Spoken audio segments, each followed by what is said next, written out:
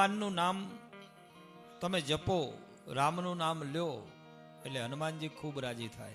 હનુમાનજીની ચાલીસાના પાઠ કરો, હનુમાનજીનું ધ્યાન ધરો એટલે મારો રામ રાજી થાય. અને રામ અને હનુમાનનું નામ લ્યો એટલે મારો મહાદેવ રાજી થાય. ભોળિયોના હમણાં જ મહાશિવરાત્રી ગઈ, શિવજી પાતાળમાંથી આવી ગયા. હવે અત્યારે આપણે શિવના રાજમાં છીએ. આ જીવ શિવના રાજમાં છે.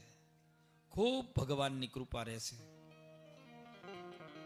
બધા જ ગ્રહો અનુકૂળ થઈ જશે. હવે જે સાનુકૂળ નહીં હોય પણ માણસના ધંધા, રોજગાર, આદિ વ્યાધિ ઉપાધિઓમાંથી નિવૃત્તિ મળશે. કેમ કે મહાદેવ કા સ્થાપન હો ગયા, મહાદેવ આ ગયે.